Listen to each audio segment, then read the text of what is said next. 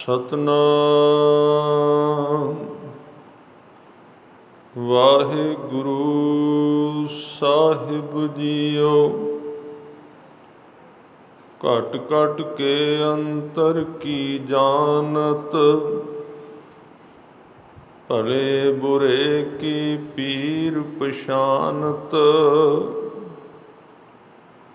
ਚੀਟੀ ਤੇ ਕੁੰਚਰ ਅਸਥੂਲਾ, ਸਭ ਪਰ ਕਿਰਪਾ ਦ੍ਰਿਸ਼ਟ ਕਰ ਫੂਲਾ। ਸੰਤਨ ਦੁਖ ਪਾਏ ਤੇ ਦੁਖੀ, ਸੁਖ ਪਾਏ ਸਾਧਨ ਕੇ ਸੁਖੀ। ਏਕ ਏਕ ਕੀ ਪੀਰ ਪਛਾਨੈ, ਘਟ ਘਟ ਕੇ ਪਟ ਪਟ ਕੀ ਜਾਨੈ। ਜਬ ਉਦ ਕਰਖ ਕਰਾ ਕਰ ਤਾਰਾ, ਪ੍ਰਜਾ ਧਰਤ ਤਬ ਦੇਹ ਅਪਾਰਾ। ਜਬ ਆ ਕਰਖ ਕਰਤ ਹੂੰ ਕਬਹੂੰ, ਤੁਮ ਮੈਂ ਮਿਲਤ ਦੇਹ ਧਰ ਸਭ ਹੂੰ। ਜੇਤੇ ਬਦਨ ਸ੍ਰਿਸ਼ਟ ਸਭ ਧਾਰੈ, ਆਪ ਆਪਣੀ ਬੂਝ ਉਚਾਰੈ। ਤੁਮ ਸਭ ਹੀ ਤੇ ਰਹਿਤ ਨਿਰਾਲਮ, ਜਾਨਤ ਬੇਦ ਭੇਦ ਅਰ ਆਲਮ। ਤੁਮ ਸਭ ਹੀ ਤੇ ਰਹਿਤ ਨਿਰਾਲਮ, ਜਾਨਤ ਬੇਦ ਭੇਦ ਅਰ ਆਲਮ। ਵਾਹਿਗੁਰੂ ਜੀ ਕਾ ਖਾਲਸਾ, ਵਾਹਿਗੁਰੂ ਜੀ ਕੀ ਫਤਿਹ। ਸਤਿਗੁਰੂ ਗਰੀਬ ਨਵਾਜ, ਲੋਕ ਪਰਲੋਕ ਦੇ ਰਖਿਅਕ, ਸਰਬ ਕਲਾ ਸਮਰੱਥ ਅੰਤਰਜਾਮੀ, ਦਸਾਂ ਪਾਤਸ਼ਾਹੀਆਂ ਦੀ ਜੋਤ ਸਤਿਗੁਰੂ ਗੁਰੂ ਗ੍ਰੰਥ ਸਾਹਿਬ ਮਹਾਰਾਜ ਜੀ ਦੇ ਪਾਵਨ ਪਵਿੱਤਰ ਚਰਨਾਂ ਅੰਦਰ ਸ਼ੋਭਾਏਮਾਨ। ਗੁਰੂ ਰੂਪ ਸਾਧ ਸੰਗਤ ਜੀਓ, ਆਪ ਜੀ ਵਡਭਾਗੇ ਹੋ ਗੁਰੂ ਦਰਬਾਰ ਵਿੱਚ ਪਹੁੰਚ ਕੇ ਅਕਾਲ ਪੁਰਖ ਵਾਹਿਗੁਰੂ ਵੱਲੋਂ ਮਿਲੇ ਅਮੋਲਕ ਮਨੁੱਖੀ ਸਰੀਰ ਨੂੰ, ਸਮੇਂ ਨੂੰ ਸਫਲ ਕਰ ਰਹੇ ਹੋ। ਗੁਰੂ ਕਲਗੀਧਰ ਪਾਤਸ਼ਾਹ ਜੀ ਦੇ ਮੁਖਾਰ ਬਿੰਦ ਤੋਂ ਉਚਾਰਨ ਕੀਤੀ ਹੋਈ ਪਾਵਨ ਪਵਿੱਤਰ ਬਾਣੀ ਚੌਪਈ ਸਾਹਿਬ ਦੀ ਵਿਆਖਿਆ ਆਪ ਜੀ ਪਿਛਲੇ ਦਿਨਾਂ ਤੋਂ ਸਰਵਣ ਕਰਦੇ ਆ ਰਹੇ ਹੋ। ਅੱਜ ਦੇ ਪ੍ਰਕਰਨ ਅੰਦਰ 11, 12, 13 ਔਰ 14 ਨੰਬਰ ਛੰਦ ਆਪ ਜੀ ਨੇ ਸਰਵਣ ਕੀਤੇ ਹਨ। ਪਹਿਲੇ ਛੰਦ ਵਿੱਚ ਹਜ਼ੂਰ ਕਲਗੀਧਰ ਪਾਤਸ਼ਾਹ ਨੇ ਅਕਾਲ ਪੁਰਖ ਦੀ ਅੰਤਰਯਾਮਤਾ ਸ਼ਕਤੀ ਦਾ ਵਰਣਨ ਕੀਤਾ ਹੈ। ਹਰ ਇੱਕ ਦੇ ਮਨ ਵਿੱਚ ਵਰਤਦੀ ਘਟਨਾ ਨੂੰ ਉਹ ਜਾਣਦਾ ਹੈ, ਅੰਦਰ ਚੱਲਦੇ ਵਿਚਾਰਾਂ ਨੂੰ ਪੜ੍ਹ ਲੈਂਦਾ ਹੈ। ਕੀੜੀ ਤੋਂ ਲੈ ਕੇ ਹਾਥੀ ਤੱਕ ਸਾਰਿਆਂ 'ਤੇ ਉਹਦੀ ਨਜ਼ਰ ਹੈ, ਔਰ ਭਲੇ ਤੇ ਬੁਰੇ ਦੀ ਪੀਰ ਦਰਦ ਨੂੰ ਪਹਿਚਾਣਦਾ ਹੈ, ਸਾਰਿਆਂ 'ਤੇ ਕਿਰਪਾ ਦ੍ਰਿਸ਼ਟੀ ਕਰ ਰਿਹਾ ਹੈ। ਜਿਹੜੇ ਉਸ ਦੇ ਸੰਤ ਜਨ ਹਨ, ਜਦੋਂ ਉਹਨਾਂ ਨੂੰ ਦੁੱਖ ਆਉਂਦਾ ਹੈ ਤੇ ਉਹਨਾਂ ਦੇ ਦੁਖੀ ਹੋਣ ਨਾਲ ਪਰਮਾਤਮਾ ਆਪ ਦੁਖੀ ਹੁੰਦਾ ਹੈ। ਜੇ ਉਸ ਦੇ ਪਿਆਰਿਆਂ ਨੂੰ ਸੁੱਖ ਮਿਲੇ ਤੇ ਉਹ ਆਪ ਸੁੱਖ ਮਹਿਸੂਸ ਕਰਦਾ ਹੈ। ਇਹ ਪਹਿਲੇ ਦੋ ਛੰਦਾਂ ਅੰਦਰ ਸਤਿਗੁਰੂ ਨੇ ਅਕਾਲ ਪੁਰਖ ਵਾਹਿਗੁਰੂ ਦੀ ਇਸ ਅਵਸਥਾ ਦਾ ਵਰਣਨ ਕੀਤਾ ਹੈ। ਇਸ ਤੋਂ ਅੱਗੇ ਸ੍ਰਿਸ਼ਟੀ ਦੀ ਸਾਜਣਾ ਹੈ ਕਿਵੇਂ ਸ੍ਰਿਸ਼ਟੀ ਬਣਾਉਂਦਾ ਹੈ, ਕਿਵੇਂ ਫਿਰ ਉਸ ਨੂੰ ਚਲਾਉਂਦਾ ਹੈ ਅਤੇ ਕਿਵੇਂ ਖਤਮ ਕਰਦਾ ਹੈ।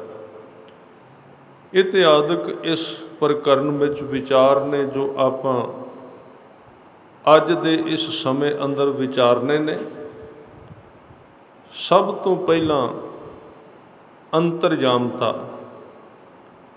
ਹਜ਼ੂਰ ਨੇ ਬਚਨ ਕੀਤੇ, ਕਹਿੰਦੇ ਘਟ ਘਟ ਕੇ ਅੰਤਰ ਕੀ ਜਾਣਤ। ਘਟ ਕਹਿੰਦੇ ਨੇ ਦਿਲ ਨੂੰ।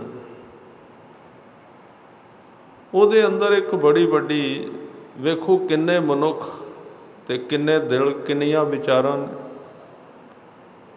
ਸਤਿਗੁਰੂ ਕਲਗੀਧਰ ਪਾਤਸ਼ਾਹ ਕਹਿੰਦੇ ਉਹਦੇ ਅੰਦਰ ਇੱਕ ਐਸੀ ਬਰਕਤ ਹੈ, ਐਸੀ ਸ਼ਕਤੀ ਹੈ ਵੀ ਹਜ਼ਾਰਾਂ ਜੀਵ, ਕਰੋੜਾਂ ਦੀ ਗਿਣਤੀ ਵਿੱਚ ਜੀਵ, ਅਤੇ ਜਦੋਂ ਕਿਸੇ ਦੇ ਮਨ ਵਿੱਚ ਕੋਈ ਵੀ ਵਿਚਾਰ ਪੈਦਾ ਹੁੰਦਾ ਉਹਦੇ ਤੱਕ ਪਹੁੰਚ ਜਾਂਦਾ ਹੈ, ਕਿਉਂਕਿ ਉਹਦਾ ਨਿਵਾਸ ਹੀ ਸਾਰਿਆਂ ਦੇ ਦਿਲਾਂ ਵਿੱਚ ਹੈ।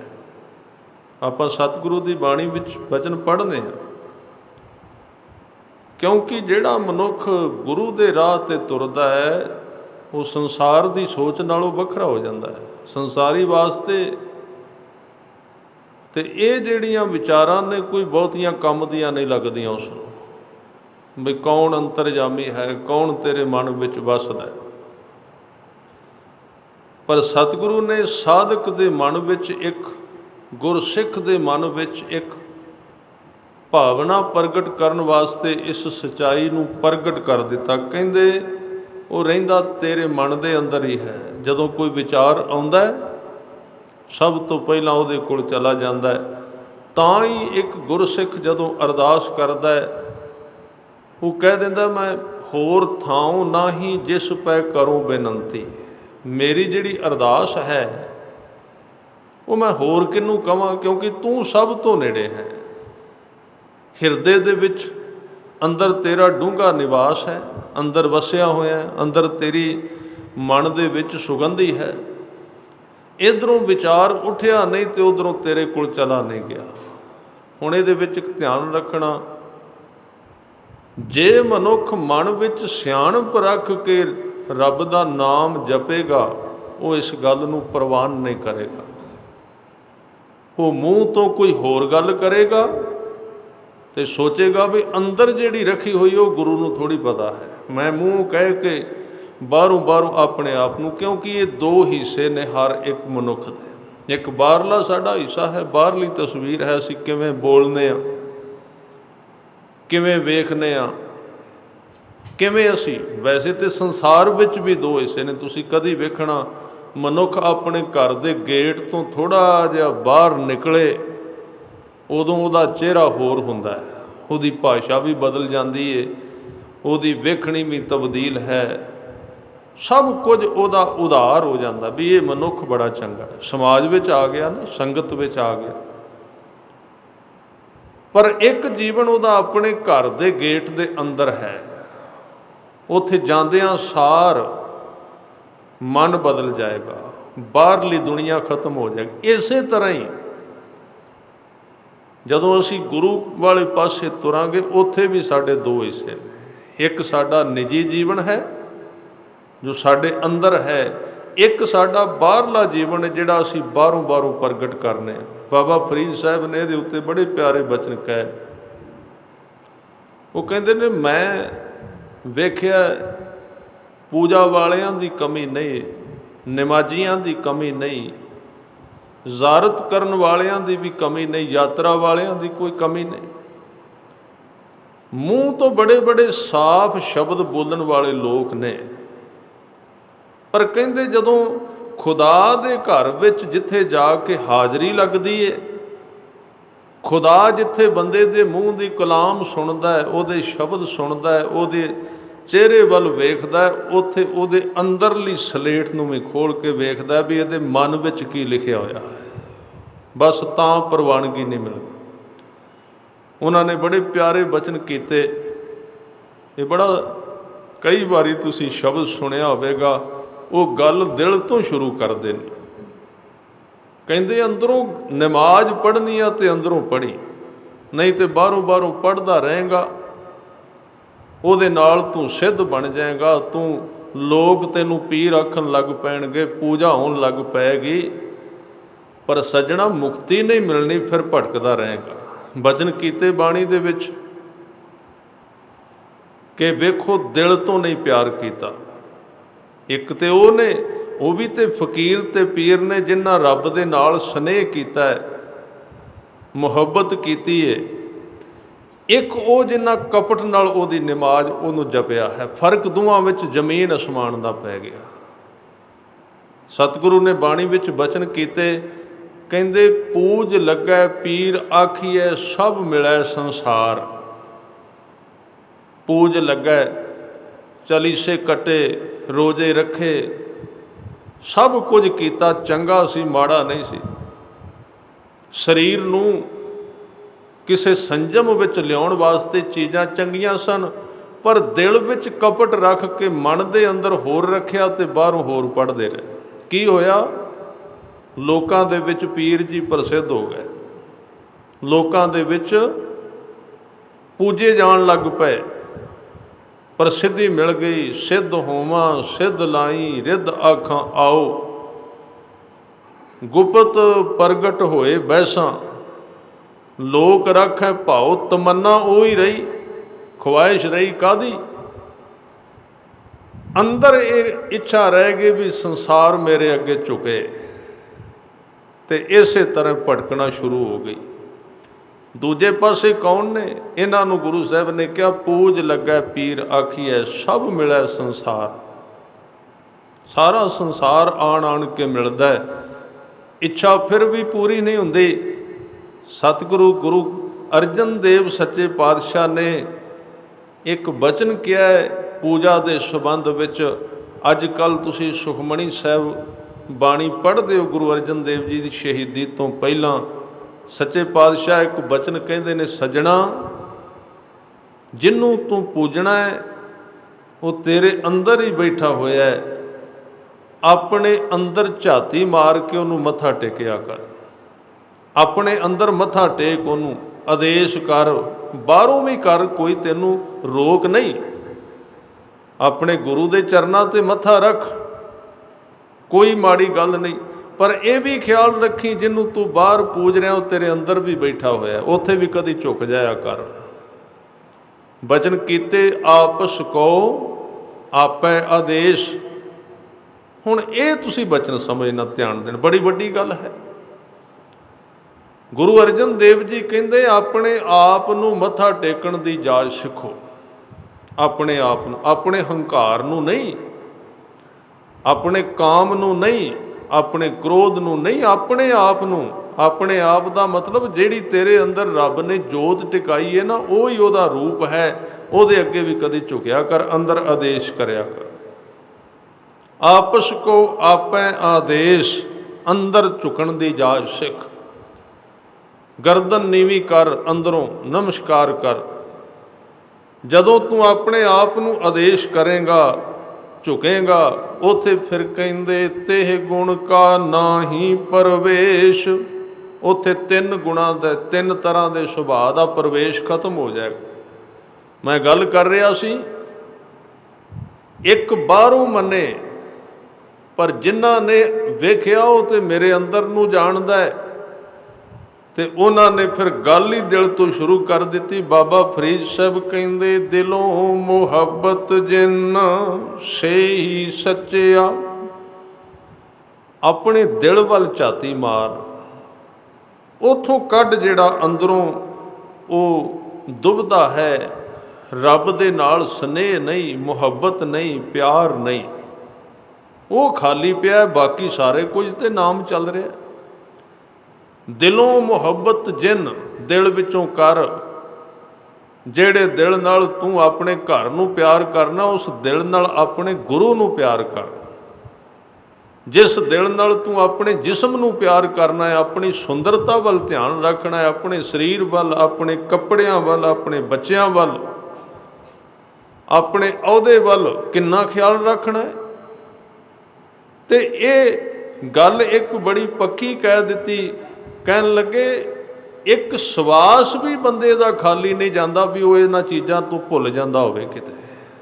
ਤੁਸੀਂ ਬਚਨ ਪੜ੍ਹਿਆ ਨਾ, ਮਾਇਆ ਮਨੋ ਨਾ ਵਿਸਰੈ। ਮਹਾਰਾਜ ਕਿੰਨਾ ਕੁ ਚਿਰ ਨਹੀਂ ਵਿਸਰਦੀ? 1 ਘੰਟਾ। ਕਿਉਂਕਿ ਨਾਮ ਦੀ ਤੇ ਗੁਰੂ ਦੀ ਤੇ ਗੱਲ ਜਦੋਂ ਚੱਲਦੀ ਹੈ, ਉਦੋਂ ਆਪਾਂ ਨੂੰ ਇਹ ਕਹਿਣਾ ਪੈਂਦਾ ਵੀ ਘੰਟਾ ਬਾਣੀ ਪੜ੍ਹੀਏ ਜਾਂ ਘੰਟਾ ਸਿਮਰਨ ਕਰੀਏ। ਉੱਥੇ ਸਤਿਗੁਰੂ ਨੇ ਇੱਕ ਬਚਨ ਕਹਿ ਦਿੱਤਾ, ਕਹਿੰਦੇ ਜਦੋਂ ਸੰਸਾਰ ਨੂੰ ਤੂੰ ਦਿਲ ਨਾਲ ਚੇਤੇ ਕਰਨਾ, ਉੱਥੇ ਘੰਟੇ ਨਹੀਂ ਗਿਣੇ ਜਾਂਦੇ। ਉੱਥੇ ਕਿਵੇਂ ਚੇਤੇ ਕਰੀਦਾ? ਕਹਿੰਦੇ ਇੱਕ ਵੀ ਸਵਾਸ ਤੇਰਾ ਸੰਸਾਰ ਤੋਂ ਵਿਸਰ ਕੇ ਨਹੀਂ ਜਾਂਦਾ। ਸਾਰੇ ਸਵਾਸ ਅੰਦਰ ਤੂੰ ਖੁੱਭ ਚੁੱਕਾ ਸੰਸਾਰ ਦੇ। ਮਾਇਆ ਮਨੋ ਨਾ ਵਿਸਰੈ, ਮੰਗੈ ਦਮਾ ਦਮ। ਇੱਕ ਇੱਕ ਦਮ ਦੇ ਨਾਲ ਸੰਸਾਰ ਚੇਤੇ ਹੈ। ਇੱਕ ਇੱਕ ਸਵਾਸ ਉਹਦੇ ਵਿੱਚੋਂ ਦੀ ਲੰਘ ਕੇ ਆ ਰਿਹਾ ਹੈ। ਹੁਣ ਦੱਸ ਬਈ ਸੱਜਣਾ, ਇੱਥੇ ਨਾਮ ਕਿਵੇਂ ਟਿਕੇ? ਖਾਲੀ ਹੋਵੇ ਤੇ ਤਾਂ ਹੀ ਟਿਕੇ ਨਾ। ਉੱਥੇ ਕੋਈ ਅੰਦਰੋਂ ਨਿਕਲੇ, ਥੋੜ੍ਹਾ ਜਿਹਾ ਮਾਂਜਾ ਵੱਜੇ ਅੰਦਰ। ਇੱਕ ਸਧਾਰਨ ਜਿਹਾ ਪ੍ਰਾਹੁਣੇ ਨੇ ਆਉਣਾ ਹੋਵੇ ਨਾ, ਥੋੜ੍ਹੀ ਜਿਹੀ ਖਬਰ ਮਿਲ ਜਾਏ, ਥੋੜ੍ਹਾ ਜਿਹਾ ਘੰਟੀ ਵੱਜ ਜਾਏ, ਫੋਨ ਆ ਜਾਏ, ਅਤੇ ਘਰ ਵਿੱਚ ਤਰਥੱਲੀ ਮਚ ਜਾਂਦੀ ਏ। ਇਹ ਮਾਂਜਾ ਮਾਰੋ, ਇੱਥੇ ਕੱਪੜੇ ਸਿੱਧੇ ਕਰੋ, ਕੋਈ ਆ ਰਿਹਾ ਹੈ। ਸੱਚੇ ਪਾਤਸ਼ਾਹ ਕਹਿੰਦੇ, ਜਿਸ ਸ਼ਹਿਨਸ਼ਾਹ ਨੂੰ ਤੂੰ ਸੱਦਣਾ ਚਾਹੁੰਦਾ ਹੈ ਨਾ, ਮੇਰੇ 'ਤੇ ਕਿਰਪਾ ਕਰ, ਉਹਦੇ ਵਾਸਤੇ ਵੀ ਕੁਝ ਸਿੱਧਾ ਕਰ ਲੈ, ਉਹਦੇ ਵਾਸਤੇ ਵੀ ਕੋਈ ਸਜਾਵਟ ਕਰ ਲੈ, ਉਹਦੇ ਵਾਸਤੇ ਵੀ ਕੋਈ ਤਿਆਰੀ ਕਰ ਲੈ, ਕੋਈ ਵੱਟ ਕੱਢ ਲੈ। ਮਨ ਦੇ ਬੜੇ ਵਲ ਪਏ ਹੋਏ, ਵਲ ਕੱਢ, ਉਹਨੂੰ ਸਿੱਧਾ ਕਰ ਉਸ ਸਿੰਘਾਸਨ ਨੂੰ ਜਿਹਦੇ ਜਿਸ ਮਨ 'ਤੇ ਤੂੰ ਉਹਨੂੰ ਬਿਠਾਉਣਾ ਹੈ। ਉੱਥੇ ਤਾਂ ਬੜਾ ਕੁਝ ਕੂੜਾ ਕਰਕਟ ਪਿਆ ਹੋਇਆ, ਕੌਣ ਬਵੇਗਾ, ਕਿਵੇਂ ਰਾਜੀ ਹੋਵੇਗਾ? ਉਹ ਤਾਂ ਰੋਜ਼ ਆਉਂਦਾ ਹੈ, ਬਹਿਣ ਵਾਲੀ ਥਾਂ ਵੇਖ ਕੇ ਮੁੜ ਜਾਂਦਾ ਹੈ, ਨਾਰਾਜ਼ ਹੋ ਜਾਂਦਾ। ਤਾਂ ਸੋ ਪ੍ਰਭ ਚੇਤਨਾ ਆਵਈ, ਨਾਨਕ ਨਹੀਂ ਕਰਮ, ਬਖਸ਼ਿਸ਼ ਨਹੀਂ ਹੈ ਇਸ ਤਰ੍ਹਾਂ। ਤਾਂ ਬਾਬਾ ਫਰੀਦ ਸਾਹਿਬ ਨੇ ਕਿਹਾ, ਜਿਨ੍ਹਾਂ ਨੇ ਵੇਖਿਆ ਅੰਦਰ ਦੀ ਜਾਣਦਾ। ਅੱਜ ਕਲਗੀਆਂ ਵਾਲੇ ਪਾਤਸ਼ਾਹ ਕਹਿ ਰਹੇ ਨੇ, ਮੈਂ ਜਦੋਂ ਆਪਣੇ ਅਕਾਲ ਪੁਰਖ ਵੱਲ ਵੇਖਣਾ, ਕਹਿੰਦੇ ਉਹ ਸਾਰਿਆਂ ਦੇ ਮਨਾਂ ਦੇ ਨਾਲ ਕੰਨ ਲਾ ਕੇ ਬੈਠਾ ਹੋਇਆ। ਕਿੰਨੇ ਕੁ ਕੰਨ ਹੋਣਗੇ ਉਹਦੇ ਕੋਲ? ਨਹੀਂ ਤੇ ਸਾਡੀ ਸਮਰੱਥਾ ਤੇ ਇੰਨੀ ਕੁ ਹੈ ਨਾ। ਕਈ ਲੋਕ ਕਹਿੰਦੇ ਨੇ ਵੀ ਇਹ ਰੱਬ ਹੈ। ਕਈ ਵਾਰੀ ਬੰਦੇ ਇਹ ਘੋਸ਼ਿਤ ਕਰ ਦਿੰਦੇ ਨੇ, ਐਲਾਨ ਕਰ ਦਿੰਦੇ ਨੇ, ਮੈਂ ਹਾਂ ਰੱਬ। ਰੱਬ ਦੀ ਸਮਰੱਥਾ ਕਿੰਨੀ ਹੋਵੇਗੀ? ਅਰਬਾਂ ਦੀ ਗਿਣਤੀ ਵਿੱਚ ਜੀਵ ਨੇ, ਤੇ ਅਰਬਾਂ ਦੀ ਗਿਣਤੀ ਵਿੱਚ ਉਹਨਾਂ ਦੀ ਅਰਦਾਸ, ਉਹਨਾਂ ਦੀਆਂ ਗੱਲਾਂ, ਸਾਰਿਆਂ ਦੀਆਂ ਗੱਲਾਂ ਉਹਦੇ ਕੰਨਾਂ ਵਿੱਚ ਇੱਕੋ ਵਾਰੀ ਜਾਂਦੀਆਂ ਨੇ, ਸਾਰਿਆਂ ਦੀਆਂ ਸੁਣੀ ਜਾਂਦਾ ਹੈ, ਕਿਸੇ ਨੂੰ ਨਾ ਨਹੀਂ ਕਰਦਾ। ਸਹਿਸ ਤਬ ਨੈਣ ਨਨ ਹੈ ਤੋਹੇ ਕੋ, ਸਹਿਸ ਮੂਰਤ ਨਨਾ ਤੋਹੀ। ਕਰੋੜਾਂ ਹੀ ਤੇਰੇ ਕੰਨ, ਕਰੋੜਾਂ ਹੀ ਤੇਰੀਆਂ ਅੱਖਾਂ, ਕਰੋੜਾਂ ਤੇਰੇ ਹੱਥ, ਇੰਨਾ ਬੇਅੰਤ ਪਸਾਰਾ ਹੈ ਵੀ ਸਾਰਿਆਂ ਦੀ ਗੱਲ ਸੁਣਨ ਵਾਲਾ ਹੈ। ਉਸ ਨੂੰ ਕਿਹਾ ਸੱਚੇ ਪਾਤਸ਼ਾਹ ਨੇ, ਦਿਲੋਂ ਮੁਹੱਬਤ ਜਿਨ। ਇਸ ਕਰਕੇ ਜਿਨ੍ਹਾਂ ਨੇ ਉਹਨੂੰ ਅੰਤਰਜਾਮੀ ਜਾਣ ਲਿਆ, ਕਦੀ ਹੰਕਾਰ ਵਿੱਚ ਨਹੀਂ ਆਉਂਦੇ, ਡਰਦੇ ਡਰਦੇ ਉਹਦੇ ਅੱਗੇ ਝੁਕਦੇ ਨੇ। ਭਾਈ ਵੀਰ ਸਿੰਘ ਨੇ ਕਿਹਾ, ਭਾਈ ਸਾਹਿਬ ਨੇ ਬੜੀ ਪਿਆਰੀ ਇੱਕ ਗੱਲ ਕੀ, ਕਹਿੰਦੇ ਮੈਂ ਪਹਿਲਾਂ ਵੀ ਆਉਂਦਾ ਰਿਹਾ ਗੁਰੂ ਗ੍ਰੰਥ ਸਾਹਿਬ ਕੋਲ। ਆਉਣ ਦਾ ਤਰੀਕਾ ਹੋਰ ਤਰ੍ਹਾਂ ਦਾ ਸੀ। ਵੈਸੇ ਇਹ ਇੱਕ ਚੰਗੀ ਗੱਲ ਹੈ, ਗੁਰੂ ਕੋਲ ਅਸੀਂ ਆਈਏ ਤੇ ਸਹਿਜੇ ਸਹਿਜੇ ਬਦਲਦੇ ਜਾਈਏ। ਜਿੰਨੀ ਜਿੰਨੀ ਨੇੜਤਾ ਹੋਵੇਗੀ ਬਦਲੇਗਾ ਬੰਦਾ। ਜੇ ਨਹੀਂ ਬਦਲਿਆ ਤੇ ਫਿਰ ਤੇ ਸਾਧ ਸੰਗਤ ਜਿਵੇਂ ਦੀਆਂ ਇਹ ਚਾਦਰਾਂ ਆਈਆਂ ਗੁਰੂ ਕੇ ਦਰਬਾਰ ਵਿੱਚ, ਉਵੇਂ ਦਾ ਹੀ ਬੰਦਾ ਆਇਆ, ਕੋਈ ਫਰਕ ਨਾ ਪਿਆ। ਜਿਵੇਂ ਦਾ ਪੱਖਾ ਪਿਆ ਸੀ 5 ਸਾਲਾਂ ਦਾ, ਉਵੇਂ ਦਾ ਬੰਦਾ ਬੈਠਾ ਹੋਇਆ, ਫਰਕ ਤੇ ਕੋਈ ਵੀ ਨਹੀਂ ਪਿਆ। ਬੰਦੇ ਵਿੱਚ ਸਮਝ ਪਾਈਏ ਰੱਬ ਨੇ, ਉਹਨੂੰ ਕੁਝ ਸੁਣਨਾ ਚਾਹੀਦਾ ਹੈ, ਕੁਝ ਬਦਲਣਾ ਚਾਹੀਦਾ ਹੈ, ਕੁਝ ਹੋਰ ਦਾ ਹੋਰ ਹੋ ਜਾਣਾ ਚਾਹੀਦਾ। ਤਾਂ ਮੈਂ ਬੇਨਤੀ ਕਰ ਰਿਹਾ ਸੀ, ਗੁਰੂ ਕੋਲ ਆ ਕੇ ਅੰਦਰੋਂ ਜਿਹੜੇ ਬਦਲ ਗਏ, ਜਿਨ੍ਹਾਂ ਨੇ ਜਾਣ ਲਿਆ। ਭਾਈ ਸਾਹਿਬ ਕਹਿੰਦੇ ਪਹਿਲਾਂ ਵੀ ਮੈਂ ਆਉਂਦਾ ਰਿਹਾ, ਹੋਰ ਮਨ ਨਾਲ ਆਉਂਦਾ ਸੀ। ਇੱਕ ਦਿਨ ਆਉਂਦਿਆਂ ਆਉਂਦਿਆਂ ਅੰਦਰੋਂ ਇੱਕ ਅਵਸਥਾ ਬਣ ਗਈ, ਮੈਨੂੰ ਪਤਾ ਲੱਗਾ ਬਈ ਵੀਰ ਸਿੰਘਾ, ਤੂੰ ਜਿਹੜਾ ਪਿੱਛੇ 10-15 ਘੰਟੇ ਜੋ ਜੋ ਬੋਲ ਕੇ ਆਇਆ, ਕਹਿੰਦੇ ਜਦੋਂ ਮੈਂ ਆਇਆ ਤੇ ਮੇਰੀ ਲਿਸਟ ਅੱਗੇ ਲੱਗੀ ਹੋਈ ਸੀ ਗੁਰੂ ਗ੍ਰੰਥ ਸਾਹਿਬ ਦੇ ਲਿਖ ਕੇ, ਪਿਛਲੇ 15-20 ਘੰਟਿਆਂ ਦੀ। ਜਦੋਂ ਮੈਂ ਪੜ੍ਹੀ ਮੇਰੇ ਪੈਰਾਂ ਥੱਲੇੋਂ ਜ਼ਮੀਨ ਨਿਕਲ ਗਈ। ਇਹ ਤੇ ਮੇਰੀ ਹੀ ਕਥਾ ਹੈ, ਇਹ ਤੇ ਮੇਰੀ ਹੀ ਕਹਾਣੀ ਹੈ। ਅਸੀਂ ਕਈ ਵਾਰੀ ਕਹਿੰਦੇ ਆ ਨਾ ਵੀ ਅਸੀਂ ਗੁਰਦੁਆਰੇ ਗਏ ਸੀ, ਉੱਥੇ ਮੇਰੀ ਕਥਾ ਹੋ ਰਹੀ ਸੀ, ਮੇਰੀ ਜਿਵੇਂ ਦਾ ਮੇਰਾ ਜੀਵਨ ਹੈ। ਗੁਰੂ ਦਾ ਮਤਲਬ ਹੀ ਇਹ ਹੈ ਜਿਹੜੀ ਲੋਕਾਂ ਦੇ ਜੀਵਨ ਦੀ ਵਿਆਖਿਆ ਕਰੇ ਤਾਂ ਕਿ ਉਹਨਾਂ ਨੂੰ ਪਤਾ ਲੱਗ ਜਾਏ। ਇਹ ਵਿਆਖਿਆ ਕੋਈ ਕਿਸੇ ਬੰਦੇ ਦੀ ਨਹੀਂ, ਬੰਦਾ ਤੇ ਸਿਰਫ ਇੱਕ ਵਿੱਚ ਇਹ ਸਪੀਕਰ ਦੀ ਤਰ੍ਹਾਂ ਕੰਮ ਕਰ ਰਿਹਾ। ਆਵਾਜ਼ ਤੇ ਗੁਰੂ ਨੇ ਦੇਣੀ ਹੈ ਨਾ। ਜਿਹੜਾ ਗਿਆਨ ਹੈ, ਜਿਹੜਾ ਸ਼ਬਦ ਹੈ, ਉਹ ਤਾਂ ਸ਼ਬਦ ਵਿੱਚੋਂ ਆਉਣੀ ਹੈ। ਜੇ ਕੋਈ ਕਥਾ ਕਰਦਾ, ਕੋਈ ਕੀਰਤਨ, ਉਹ ਤੇ ਮਾਧਿਅਮ ਬਣਿਆ ਹੋਇਆ ਵਿੱਚ, ਉਹ ਤੇ ਰਾਹ ਬਣਿਆ, ਸਿਰਫ ਗੁਰੂ ਨੇ ਆਪਣਾ ਤਰੀਕਾ ਬਣਾਇਆ ਹੈ। ਕਹਿੰਦੇ ਜਦੋਂ ਮੈਂ ਆਇਆ ਮੈਨੂੰ ਪਤਾ ਲੱਗ ਗਿਆ ਵੀ ਮੇਰੀਆਂ ਸਾਰੀਆਂ ਖਬਰਾਂ, ਸਾਰੀਆਂ ਡਾਇਰੀਆਂ ਮੇਰੀ ਗੁਰੂ ਕੋਲ ਜਾ ਰਹੀਆਂ ਨੇ। ਕਹਿੰਦੇ ਪਹਿਲਾਂ ਵੀ ਆਉਂਦਾ ਸੀ, ਪਹਿਲਾਂ ਆਉਂਦਾ ਸੀ ਬੜਾ ਆਕੜ ਕੇ, ਚੰਗਾ ਪੋਚਵਾਂ ਹੋ ਕੇ। ਦੂਜੇ ਦਿਨ ਆਏ, ਕਹਿੰਦੇ ਕੱਪੜਿਆਂ ਦਾ ਵੀ ਚੇਤਾ ਨਹੀਂ ਰਿਹਾ ਕਿਹੜੇ ਪਾ ਕੇ ਆਏ ਸੀ, ਪੱਗ ਦੇ ਵਲ ਵੀ ਅੱਗੇ ਪਿੱਛੇ ਹੋ ਗਏ, ਢਿੱਲਾ ਢਿੱਲਾ ਜਿਹਾ ਸਰੀਰ ਹੋ ਗਿਆ। ਪੁੱਛਿਆ ਕੀ ਗੱਲ, ਸਰੀਰ ਵਿੱਚ ਕੋਈ ਖੇਚਲ ਹੈ? ਖੇਚਲ ਨਹੀਂ, ਕਹਿੰਦੇ ਅੱਜ ਪਤਾ ਲੱਗਾ ਜਿਸ ਗੁਰੂ ਕੋਲ ਜਾ ਰਿਹਾ ਉਹ ਮੇਰੇ ਦਿਲ ਦੀਆਂ ਸਾਰੀਆਂ ਘਟਨਾਵਾਂ ਨੂੰ ਜਾਣਦਾ ਹੈ, ਮੈਨੂੰ ਅੰਦਰੋਂ ਵੇਖ ਰਿਹਾ। ਉਹਨਾਂ ਦੇ ਬਚਨ ਨੇ, ਅਰਸ਼ੀ ਛੂਹ ਤੇਰੀ ਦੇ ਸਵਾਲੀ, ਅਸੀਂ ਦਰ ਤੇਰੇ ਤੇ ਆਏ। ਤੇਰੀ ਛੂਹ ਲੈਣ ਵਾਸਤੇ ਸਵਾਲੀ ਬਣ ਕੇ, ਸਵਾਲੀ ਦਾ ਅਰਥ ਹੈ ਮੰਗਤਾ, ਮੰਗਤੇ ਬਣ ਕੇ ਤੇਰੇ ਦਰ ਤੇ ਆਏ। ਅਰਸ਼ੀ ਛੂਹ ਤੇਰੀ ਦੇ ਸਵਾਲੀ, ਅਸੀਂ ਦਰ ਤੇਰੇ ਦੇ ਆਏ। ਡਰਦੇ ਡਰਦੇ ਕੰਬਦੇ ਕੰਬਦੇ ਅਸੀਂ ਗਿਣ ਗਿਣ ਕਦਮ ਰਖਾਏ। ਕਿਉਂ ਡਰੇ ਤੁਸੀਂ, ਕਿਉਂ ਕੰਬੇ? ਕਹਿਣ ਲੱਗੇ ਕੰਬੇ ਤਾਂ ਕਿਉਂਕਿ ਪਤਾ ਲੱਗ ਗਿਆ ਵੀ ਉਹ ਅੰਤਰਜਾਮੀ ਹੈ, ਘਟ ਘਟ ਕੇ ਅੰਤਰ ਕੀ ਜਾਣਤ, ਜਾਣਦਾ ਹੈ, ਮੈਨੂੰ ਸਮਝਦਾ ਹੈ, ਅੰਦਰ ਦੀਆਂ ਗੱਲਾਂ ਜਾਣਦਾ, ਇਸ ਕਰਕੇ ਕੰਬ ਗਿਆ। ਪਰ ਕਹਿੰਦੇ ਜਦੋਂ ਇਹ ਚੀਜ਼ ਲੈ ਕੇ ਅੰਦਰ ਆਏ, ਡਰਦੇ ਡਰਦੇ ਕੰਬਦੇ ਕੰਬਦੇ ਅਸੀਂ ਗਿਣ ਗਿਣ ਕਦਮ ਰਖਾਏ। ਐ ਪਰ ਨੂਰ ਚਮਕਦਾ ਮੱਥਾ, ਜਦੋਂ ਅਸੀਂ ਤੁਦੇ ਦਾ ਡਿਠਾ, ਜਦੋਂ ਅਸੀਂ ਤੁਹਾਡਾ ਚਿਹਰਾ ਵੇਖਿਆ ਨਾ ਨੂਰ ਨਾਲ ਭਰਿਆ ਹੋਇਆ, ਉਦੋਂ ਇੱਕ ਹੋਰ ਗੱਲ ਦੀ ਸਮਝ ਆ ਗਈ। ਕਹਿੰਦੇ ਛੂਹ ਬਖਸ਼ਣ ਦਾ ਸ਼ੌਂਕ ਤੁਸਾਂ ਵਿੱਚ ਸਾਨੂੰ ਡੁੱਲਦਾ ਨਜ਼ਰੀ ਆਵੇ। ਪਤਾ ਲੱਗਾ ਤੁਸੀਂ ਵੀ ਸਾਨੂੰ ਕੋਲ ਲਿਆਉਣਾ ਚਾਹੁੰਦੇ ਸੀ, ਤੁਸੀਂ ਸਾਨੂੰ ਨੇੜੇ ਖਿੱਚਣਾ ਚਾਹੁੰਦੇ ਸੀ। ਇਹ ਇੱਕ ਤਰ੍ਹਾਂ ਦਾ ਸੰਬੰਧ ਹੈ, ਉਹਦੇ ਅੰਤਰਯਾਮਤਾ ਦੀ ਗੱਲ ਹੈ। ਬਾਬਾ ਫਰੀਦ ਜੀ ਨੇ ਬਚਨ ਕੀਤਾ, ਕਹਿੰਦੇ ਦਿਲੋਂ ਮੁਹੱਬਤ ਜਿਨ ਸਈ ਸੱਚਿਆ, ਜਿਨ ਮਨ ਹੋਰ ਮੁਖ ਹੋਰ, ਸੇ ਕਾਂਢੇ ਕੱਚਿਆ। ਕੱਚੇ ਰਹਿ ਗਏ, ਉਹ ਕੱਚੇ ਹੀ ਟੁੱਟ ਗਏ ਰੁੱਖ ਦੇ ਨਾਲੋਂ। ਆਪ ਲੀਏ ਲੜ ਲਾਏ ਦਰ ਦਰਵੇਸ਼ ਸੇ, ਤਿਨ ਧਨ ਜਨੇਂਦੀ ਮਾਉ ਆਏ ਸਫਲ ਸੇ। ਲੜ ਦੇ ਨਾਲ ਲਾ ਲਏ। ਉਹਨਾਂ ਦੇ ਅੰਦਰ ਇੱਕ ਐਸੀ ਅਵਸਥਾ ਬਣ ਗਈ, ਉਹਨਾਂ ਨੂੰ ਸਮਝ ਆ ਗਈ ਜੋ ਕੁਝ ਮੇਰੇ ਮਨ ਵਿੱਚ ਹੈ ਉਹ ਸਭ ਕੁਝ ਰੱਬ ਨੂੰ ਪਤਾ ਹੈ। ਜ਼ਿੰਦਗੀ ਤਬਦੀਲ ਹੋ ਗਈ, ਸੰਬੰਧ ਜੁੜਨੇ ਸ਼ੁਰੂ ਹੋ ਗਏ।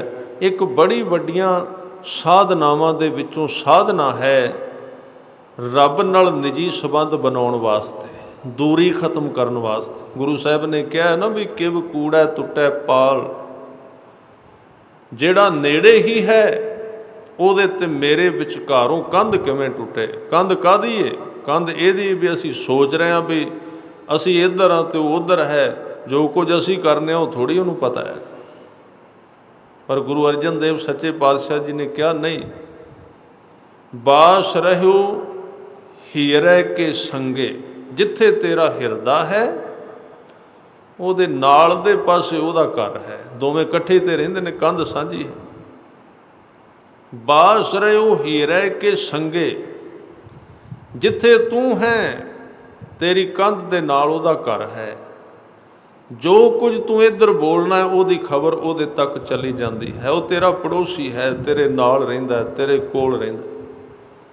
ਪੇਖ ਮੋਇਓ ਮਨ ਲੀਲਾ, ਉਹਦੀ ਇਹ ਲੀਲਾ ਵੇਖ ਕੇ ਮੇਰਾ ਮਨ ਉਹਦੇ ਵੱਲ ਮੋਹਿਆ ਗਿਆ, ਖਿੱਚਿਆ ਗਿਆ। ਇਹ ਸ਼ਬਦ ਸ਼ੁਰੂ ਹੁੰਦਾ ਮੋਹਨ ਮਾਨ ਪ੍ਰਾਣ ਰੰਗੀਲਾ,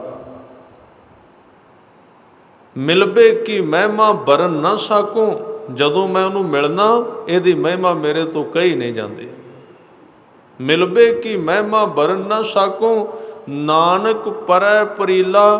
ਕਹਿਣ ਲੱਗੇ ਜਦੋਂ ਮੈਂ ਇਹਦੇ ਬਾਰੇ ਕਹਿਣ ਲੱਗਣਾ ਮੇਰੇ ਸ਼ਬਦ ਹੀ ਖਿਲਰ ਜਾਂਦੇ ਨੇ। ਪਰੀਲਾ ਬਾਸ ਰਹਿਓ ਹੀਰੇ ਕੇ ਸੰਗੇ, ਪੇਖ ਮੋਇਓ ਮਨ ਲੀਲਾ। ਮਹਾਰਾਜ ਤੁਸੀਂ ਕਹਿੰਦੇ ਹੋ ਸਾਡੇ ਹਿਰਦੇ ਦੇ ਨੇੜੇ ਰਹਿੰਦਾ ਹੈ, ਤੁਹਾਨੂੰ ਤੇ ਹਿਰਦੇ ਵਿੱਚ ਵੀ ਦਿਸ ਪੈਂਦਾ ਹੈ, ਸਾਨੂੰ ਤੇ ਗੁਰਦੁਆਰੇ ਵਿੱਚ ਵੀ ਕੋਈ ਨਹੀਂ ਦਿਸਦਾ, ਫਰਕ ਕੀ ਪੈ ਗਿਆ? ਕਹਿਣ ਲੱਗੇ ਤੂੰ ਕਿਤੇ ਪੱਟੀ ਬੰਨ੍ਹ ਲਈ ਅੱਖਾਂ 'ਤੇ, ਖੋਲ ਉਸ ਪੱਟੀ ਨੂੰ। ਤੂੰ ਕਿਤੇ ਪੱਟੀ ਬੰਨ੍ਹ ਕੇ ਕਹਿਣਾ ਸੂਰਜ ਨਹੀਂ ਹੈ, ਹੀ ਤੇ ਭੁਲੇਖਾ ਹੈ। ਸੂਰਜ ਇੱਕ ਪਾਸੇ ਤੇ ਵੇਖੋ, ਧਿਆਨ ਦਿਓ, ਇਹ ਬੜਾ ਵੱਡਾ ਭੁਲੇਖਾ ਹੈ। ਗੁਰੂ ਸਾਹਿਬ ਨੇ ਬਾਣੀ ਵਿੱਚ ਕਿਹਾ ਵੀ ਜੇ ਸੂਰਜ ਹਜ਼ਾਰਾਂ ਚੜ੍ਹਨ ਤੇ ਚੰਦਰਮਾ ਹਜ਼ਾਰਾਂ ਚੜ੍ਹ ਜਾਣ, ਗੁਰੂ ਤੋਂ ਬਿਨਾਂ ਹਨੇਰਾ ਹੈ। ਇਹ ਨਹੀਂ ਕਿ ਗੁਰੂ ਕੋਲ ਹੋਵੇ ਤੇ ਬੰਦੇ ਨੂੰ ਦਿਸਣ ਲੱਗ ਪਏ ਵੀ ਜ਼ਰੂਰੀ ਕੋਈ ਨਹੀਂ ਜੇ, ਕਿਉਂਕਿ ਉਹਦੇ ਵਿੱਚ ਇੱਕ ਤੀਜੀ ਚੀਜ਼ ਹੋਰ ਕੰਮ ਦਿੰਦੀ ਹੈ। ਇੱਕ ਬੜਾ ਪਿਆਰਾ ਉਦਾਹਰਨ ਦਿੱਤਾ ਗੁਰੂ ਨਾਨਕ ਸਾਹਿਬ ਸੱਚੇ ਪਾਤਸ਼ਾਹ ਨੇ। ਕਿਸੇ ਨੇ ਪੁੱਛਿਆ ਸੀ, ਮਹਾਰਾਜ ਅੱਜ ਤੁਸੀਂ ਆਏ ਹੋ ਦੁਨੀਆ ਤੇ, ਨਿਰੰਕਾਰ ਦਾ ਸਰੂਪ ਹੋ, ਤੁਸੀਂ ਕਈਆਂ ਨੂੰ ਕੱਢਿਆ ਖੂਹ ਵਿੱਚੋਂ, ਕਈਆਂ ਨੂੰ ਤਾਰਿਆ। ਸ਼ਾਇਦ ਇਹ ਸਵਾਲ ਭਾਈ ਮਰਦਾਨੇ ਦਾ ਸੀ। ਮਹਾਰਾਜ ਜਦੋਂ 1000 ਬੰਦਾ ਆਉਂਦਾ ਹੈ, ਹਜ਼ਾਰਾਂ ਵਿੱਚੋਂ 5-4 ਤੇ ਕਿਰਪਾ ਹੁੰਦੀ, ਬਾਕੀ ਤੇ ਥੋੜ੍ਹਾ ਜਿਹਾ ਸੁਣ ਸੁਣਾ ਕੇ ਚਲੇ ਜਾਂਦੇ ਨੇ। ਮਹਾਰਾਜ ਕੀ ਉਪਦੇਸ਼ ਵਿੱਚ ਕੋਈ ਫਰਕ ਪੈਂਦਾ ਜਾਂ ਤੁਹਾਡੇ ਕੋਲੋਂ ਖਤਮ ਹੋ ਜਾਂਦਾ ਹੈ ਬਈ ਤੁਸੀਂ 2-4 ਨੂੰ ਤਾਰ ਸਕਦੇ ਹੋ, ਬਾਕੀਆਂ ਨੂੰ ਨਹੀਂ? ਇਹ ਗੱਲ ਨਹੀਂ ਹੈ। ਮੈਂ ਅੱਜ ਇੱਕ ਸ਼ਬਦ ਪੜ੍ਹ ਰਿਹਾ ਸੀ ਗੁਰੂ ਗ੍ਰੰਥ ਸਾਹਿਬ ਦਾ, ਗੁਰੂ ਦੀ ਤੇ ਗੱਲ ਦੂਰ ਹੈ। ਮੈਂ ਉਹ ਪੂਰਾ ਸ਼ਬਦ ਮੈਂ ਵੇਖਿਆ ਨਹੀਂ, ਮੈਂ ਥੋੜ੍ਹਾ ਜਿਹਾ ਤੁਹਾਡੇ ਨਾਲ ਵਾਰਤਕ ਹੀ ਸਾਂਝਾ ਕਰ ਦਿਆਂ, ਫਿਰ ਕਿਸੇ ਦਿਨ ਯਤਨ ਕਰਾਂ। ਗੁਰੂ ਦੀ ਤੇ ਸਮਰੱਥਾ ਬੜੀ ਦੂਰ ਹੈ। ਉਹ ਸ਼ਬਦ ਦੇ ਭਾਵ ਇਹ ਸਨ ਕਿ ਗੁਰੂ ਨਾਨਕ ਦਾ ਸਿੱਖ ਹੋਵੇ, ਬਖਸ਼ਿਆ ਹੋਇਆ, ਕਹਿੰਦੇ ਇੱਕ ਬੰਦੇ ਦੀ ਗੱਲ ਛੱਡੋ, ਕਰੋੜਾਂ ਬ੍ਰਹਿਮੰਡਾਂ ਦੇ ਸਾਰੇ ਜੀਵਾਂ ਦੀ ਖਲਾਸੀ ਕਰਾ ਸਕਦਾ ਹੈ। ਕਰੋੜਾਂ ਬ੍ਰਹਿਮੰਡ, ਇੱਕ ਬੰਦੇ ਦੀ ਗੱਲ ਬੜੀ ਦੂਰ ਹੈ। ਫਿਰ ਗੁਰੂ ਕੋਲ ਕਿੰਨੀ ਕੁ ਪਾਵਰ ਹੋਵੇਗੀ? ਉਹ 5 ਬੰਦਿਆਂ ਨੂੰ ਤੇ ਉਧਾਰ ਸਕਦਾ, ਬਾਕੀ 1000 ਕਿਉਂ ਚਲਾ ਗਿਆ? ਭਾਈ ਮਰਦਾਨੇ ਦਾ ਸਵਾਲ ਸੀ। ਸਤਿਗੁਰੂ ਨੇ ਫਿਰ ਵਿਗਿਆਨਕ ਉਦਾਹਰਨ ਦਿੱਤਾ ਹੈ। ਕਹਿਣ ਲੱਗੇ ਮਰਦਾਨਿਆਂ ਗੱਲ ਸੁਣ, ਇੱਕ ਦੀਵਾ ਜਗੇ ਤੇ ਦੀਵਾ ਜਗਾ ਕੇ ਤੂੰ ਉਹਦੇ ਕੋਲ ਪੋਥੀਆਂ ਰੱਖ ਦੇਂ 4,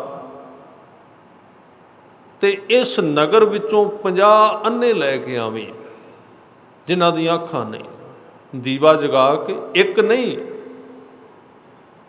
ਜ਼ਿਆਦੇ ਵੀ ਜਗਾ ਲਈ। ਤੂੰ ਦੀਵਾ ਜਗਾ ਕੇ ਜਿੰਨੇ ਵੀ ਅੰਧੇ ਲੱਭਣ ਸ਼ਹਿਰ ਵਿੱਚੋਂ ਲੈ ਕੇ ਆ।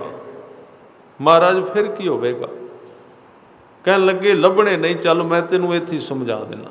ਕਈ ਤੇ ਘਟਨਾਵਾਂ ਗੁਰੂ ਨਾਨਕ ਸਾਹਿਬ ਨੇ ਕਰਕੇ ਵਿਖਾ ਦਿੱਤੀਆਂ, ਜਿਵੇਂ ਲਾਲ ਵਾਲੀ ਸੀ, ਸਾਲਸਰਾ ਜੌਹਰੀ ਵਾਲੀ, ਕਈ ਗੱਲਾਂ ਵੈਸੇ ਸਮਝਾਈਆਂ ਨੇ। ਕਹਿੰਦੇ ਮਰਦਾਨਿਆਂ ਦੀਵੇ ਜਗਾ ਤੇ ਅੰਧੇ ਨੂੰ ਲੈ ਕੇ ਆ, ਫਿਰ ਕੀ ਕਰਾਂ?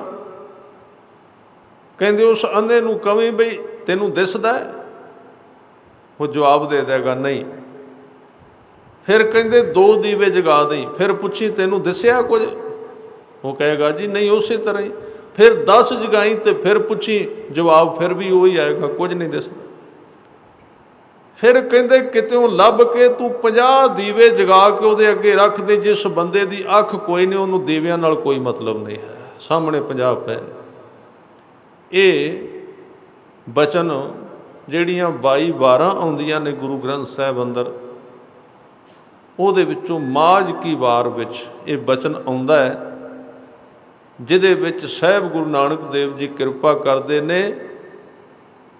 ਅੰਧੇ ਚਾਨਣ ਰੱਖੀਐ, ਦੀਵੇ ਬਲੈ 50, ਇੱਕ ਨਹੀਂ 50 ਦੀਵੇ ਬਾਲ ਦਿਓ ਉਹਦੇ ਅੱਗੇ।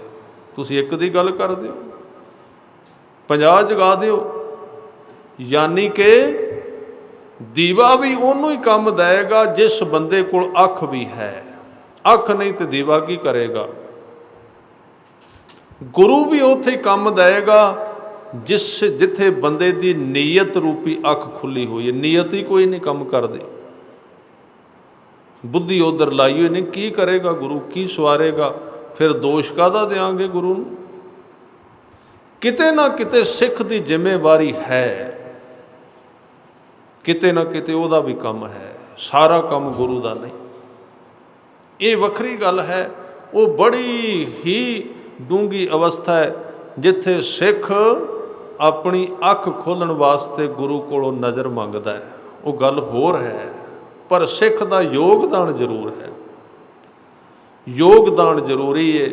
ਕਹਿੰਦੇ ਤੂੰ ਸੂਰਜ ਇਕੱਲੇ ਨੂੰ ਦੋਸ਼ ਨਾ ਦੇਈਂ, ਤੂੰ ਆਪਣੀ ਅੱਖ ਵੱਲ ਵੀ ਵੇਖ। ਇੱਥੇ ਤੇ ਜਿੰਨੀਆਂ ਵਿਆਖਿਆਵਾਂ ਨੇ ਸੰਸਾਰ ਦੇ ਵਿੱਚ, ਅੱਗੇ ਕਲਗੀਆਂ ਵਾਲੇ ਨੇ ਕਿਹਾ ਹੈ ਨਾ, ਕਹਿੰਦੇ ਇੱਕ ਹੋਰ ਬੜਾ ਤਮਾਸ਼ਾ ਇਸ ਦੁਨੀਆ ਵਿੱਚ। ਉਹ ਕਿਹੜਾ?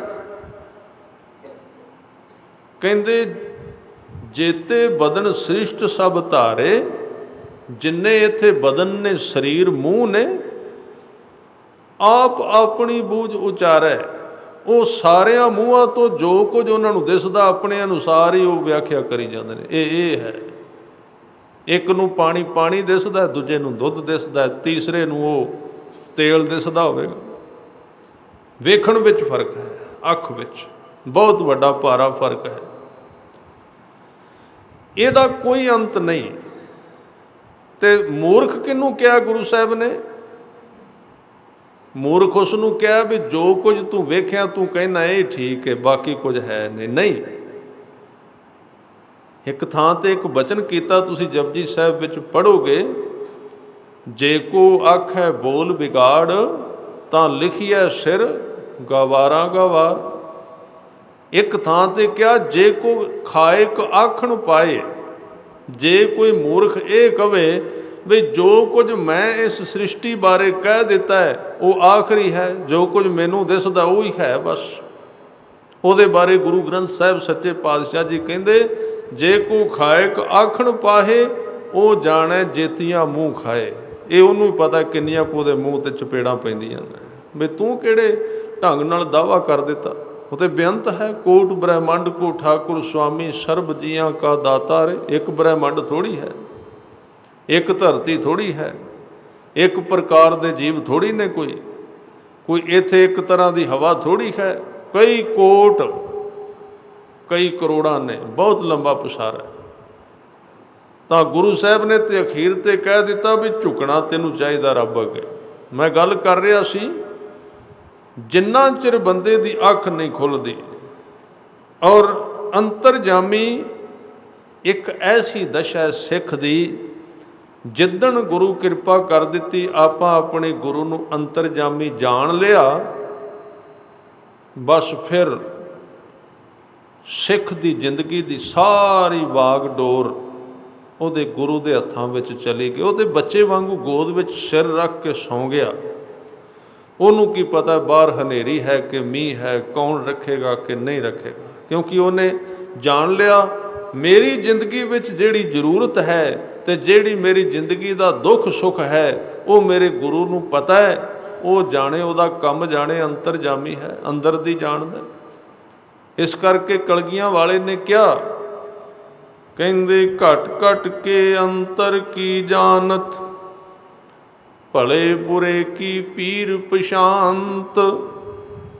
ਚੰਗੇ ਤੇ ਮਾੜੇ ਨੂੰ ਅੰਦਰੋਂ ਵੇਖ ਲੈਂਦਾ ਹੈ ਤੇ ਕਈ ਵਾਰੀ ਤੇ ਪਰਦੇ ਵੀ ਢੱਕਦਾ ਹੈ, ਅਵਗੁਣਾਂ ਨੂੰ ਵੇਖ ਕੇ ਵੀ।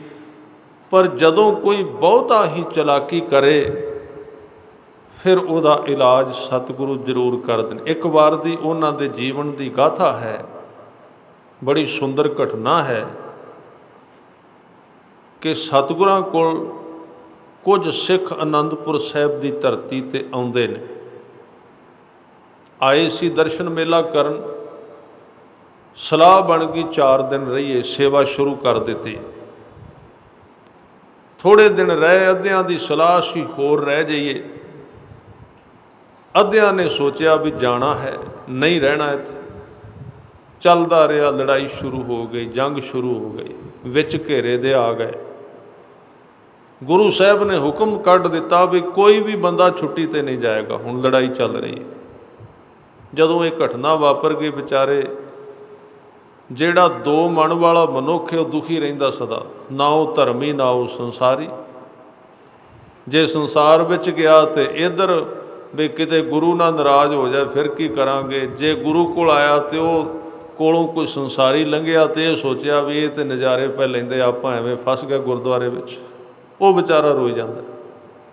इस करके धर्मी भी वही बनते जिहड़े 100% संसारी रहे ने, वो 100% धर्मी बन जाते। फैसला है एकदम, दूजे नहीं।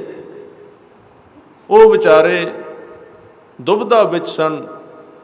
5-4 शरीरां ने एक दिन एक योजना बना ली भी गुरु गोबिंद सिंह किहड़ा पूरा गुरु है। पहले तो भगती करते सन, इन्हां दे पिता ने तो 25 साल लाए ने। गुरु नानक देव ते नाम जपते सन। ये सवेरे उठद्या सार कलगी ला लेंदा, किरपान चुक लेंदे। इन्हां कोल किहड़ा भगती, ये तो सिपाही ने, इन्हों किहड़ा पता लगना जो मर्जी कर लो, सीधा काम है। तो डांग सोटे वाला काम करते हैं। बाहरों बाहरों वेख्या गुरु नूं, सिपाही वाला रूप वेख लिया, संत वाला नहीं वेख्या। एक ने सलाह दी, कहते गुरु नूं धोखा ही दईए, इहनूं किहड़ा पता लगदा, निकलना है इत्थों। एक ने कह दिता भी मैनूं श्वास रोकण की प्रैक्टिस है, श्वास बंद कर लेना थोड़ा जिहा। कहता मैं डिग पवांगा, श्वास बंद करके लम्मा पै जाऊँगा, तुसीं रौला पा देना भी सिख चढ़ाई कर गया। तो गुरु साहब को इजाजत मिल ही जाएगी भी इनू चुक के हुण बाहर लै जाओ, उत्थे जाके इहदा बाहरले पासे किते संस्कार कर दिओ। तो जदों बाहर निकल जावांगे उत्थे जाके मैं भी उठ पवांगा, सारे दौड़ जाएंगे। छुट्टी का यही तरीका है, होर कोई नहीं। आ कहते तो हैं सारे दूरों दूरों वेख के ना, सफैद कपड़े, वड्डियां वड्डियां गड्डियां, भी साधां दी बड़ी मौज जे। ये बड़े नज़ारे 4 दिन आके वेखो, तुहानूं समझ लग जाएगी। फिर तो कंधा टप के निकलना पैंदा, गेट विचों भी नहीं। जदों सवेरे 2:30-3 बजे फड़दे ना, फड़ टूटी थले करदे। आए तो सी भी किसी ने सुनाया होना भी खीर बड़ी बनती, बड़ा नज़ारा है, गतके खेडे जाते, चलो वेख के आइए। गुरु ने कहा भी सवेरे जिहड़ा 4 बजे तक नहीं उठता उहदियां लत्तां फड़ के थले वगाओ। ये औखा हो गया काम। तो उत्थों दौड़न लगे। वो जिन्हें कहा सी उन्होंने ये सी गुरु किहड़ा अंतरजामी, ये किहड़ा भगती करते हैं, ये तलवार चुकी फिरते हैं। लम्मा पै गया, दूजिया ने रौला पा दिता जी बहुत माड़ी हुई, पिछे जाके जवाब की देंगे, छोटे छोटे बच्चे ने, सारी उम्र का लांभा बन गया। इनू लैके आए सी, चढ़ाई कर गया। गुरु साहब नूं भी पता लग गया, हजूर अंदर सन, किसे खबर दी कोई सिख चढ़ाई कर गया, वो भी आ गया। महाराज इजाजत दिओ, हुण संस्कार ही कर आईए। हजूर कहते भी बहुत माड़ी गल हुई है। किहड़ा सिख है? कहते जी फलाना सिख, तुसीं इजाजत दिओ, असीं बाहर संस्कार करके आए। हुण ये वेख्या अंदरों गुरु ने भी ये तो मैनू धोखा देना चाहते। वो आदमी तो जिंदा है, श्वास लै रहा। गुरु नूं अंतरजामी नहीं जाणिया, चलाकी वरत लई। कलगियां वाले ने कहा भी गुरु की जिम्मेवारी होंदी है सिख, सतगुरु सिख का हलत पलत सवारे। गुरु का काम है सिख का। चलो जे चढ़ाई कर गया तो परलोक विच भी चलो उन्होंने थोड़ी बाली थां दवा देंगे, काम तो वो चज दे कोई नहीं लगते, किसी गुठे बैठा रहेगा। पर मेरा जी करता है इन्नी दूरों घरों सिख छड्ड के आया, मैं जाके एक बारी उन्होंने वेखते आवां। उठ के बाहर आ गया, जिथे वो लंबा पिया सी सीढ़ी ते पा लिया, किते वो मंग तंग के चिट्टी चादर भी वगा ली उत्ते। हजूर ने वह चेहरा वेख्या, कहन लगे सिख बड़ा करनी वाला लगता। आले दुआले ਉਹਦੇ संगी साथी बैठे हुए ने। बहुत माड़ी गल।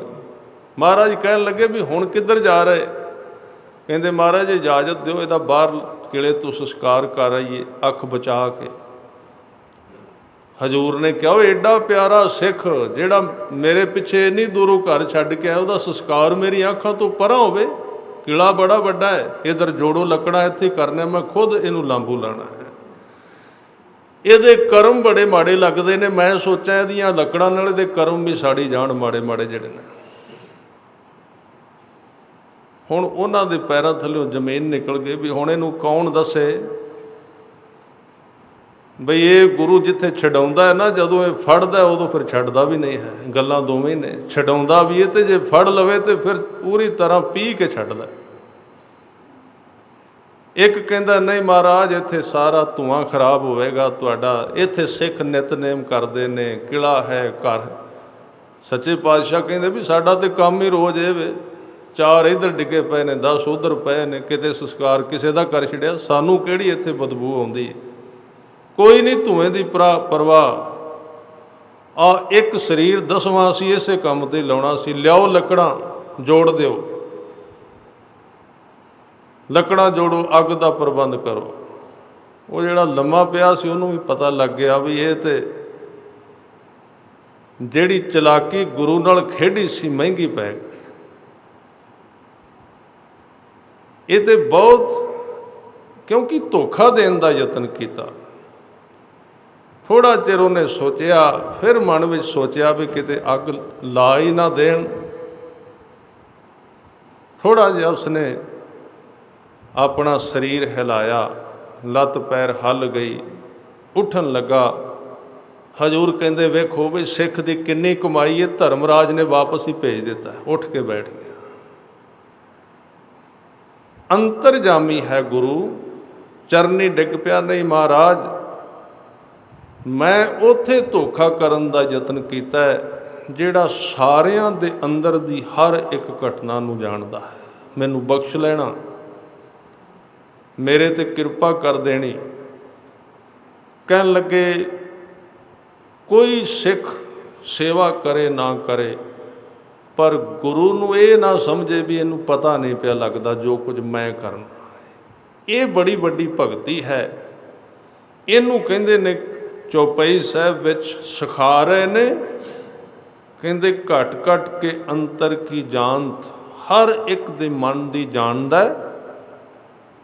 ਤੇ ਸਾਨੂੰ ਦੱਸ ਰਹੇ ਨੇ ਜੇ ਹਰ ਇੱਕ ਦੇ ਮਨ ਦੀ ਜਾਣਦਾ ਫਿਰ ਤੇਰੇ ਮਨ ਦੀ ਵੀ ਜਾਣਦਾ ਹੈ। ਭਲੇ ਬੁਰੇ ਕੀ ਪੀਰ, ਪੀਰ ਦੇ ਅਰਥ ਨੇ ਦਰਦ। ਗਲਤ ਅਤੇ ਠੀਕ ਲੋਕਾਂ ਦੇ ਜੀਵਨ ਦੀ ਦਰਦ ਨੂੰ ਵੀ ਜਾਣਦਾ, ਪਹਿਚਾਨ ਲੈਂਦਾ। ਚੀਟੀ ਤੇ ਕੁੰਚਰ ਅਸਥੂਲਾ, ਚੀਟੀ ਕਹਿੰਦੇ ਕੀੜੀ ਨੂੰ, ਤੇ ਹਾਥੀ ਤੱਕ ਸਾਰਿਆਂ ਤੇ किरपा दृष्टि करके फूला का अर्थ है उन्होंने प्रफुल्लित करता है। अगे एक बड़ी प्यारी गल कही, कहते संतन दुख पाए ते दुखी। ये बड़ी वड्डी घटना है। कहते जदों कोई संत हो जाता ना, संत निशानी दसी है गुरबाणी दे विच। संत कौन है? संत का मतलब है, एक है साध संगत सुत, दूसरा है संत। सुत का अर्थ पुत्र। जिवें असी पैदा होए, असी माँ बाप के घर विच पुत्र जन्मे आ, साडा नाम वो सानू पुत्र कहंदे ने। शरीर ने जन्म ले लिया है, पर गुरबाणी कहती है शरीर ने जन्म लिया है ते तू अजे एक आंडे वर्गा है। जिवें मुर्गी का आंडा है किसी भी पंछी का, जन्म तू ले लिया, तू अजे आंडे वर्गा है। हुण एक काम बाकी रहिंदा, वो किहड़ा है भी इस तेरे शरीर रूपी आंडे दे विचों किसी जीव ने जन्म लेना है, अंदरों किसी ने जमना है, उहदा जन्म होना है। जिदन उहदा जन्म हो गया उदन तू संत बन जाएगा। जीवनों मैं जीवन पाया। जीवनों का अर्थ पहला आ जीवन मिलिया शरीर, फिर इस शरीर के अंदर जिहड़े साडा आत्म सी, ਸ਼ਬਦ ਸਰੂਪ ਸੀ। ਅਸੀਂ ਖੁਦ ਸਾਂ ਜਿਹੜੇ, ਆਪਾਂ ਤੇ ਅਜੇ ਜੰਮੇ ਹੀ ਨਹੀਂ, ਅਜੇ ਜਨਮ ਹੀ ਕੋਈ ਨਹੀਂ ਹੋਇਆ ਸਾਡਾ। ਤੁਸੀਂ ਸੁਣਿਆ ਇੱਕ ਰਿਸ਼ੀ ਦਾ ਨਾਂ ਆਉਂਦਾ ਸੁਖਦੇਵ, ਉਹਦੇ ਬਾਰੇ ਭਾਈ ਗੁਰਦਾਸ ਜੀ ਨੇ ਲਿਖਿਆ ਵੀ ਉਹ 12 ਵਰ੍ਹੇ ਗਰਭਾਸ ਵਿੱਚ ਰਿਹਾ ਸੀ। 12 ਵਰ੍ਹੇ ਗਰਭਾਸ ਰਹੇ, 12 ਸਾਲ ਕਹਿੰਦੇ ਮਾਂ ਦੇ ਗਰਭ ਵਿੱਚ ਰਿਹਾ, ਜੰਮਦਿਆਂ ਹੀ ਸੁੱਖ ਲਈ ਉਦਾਸੀ।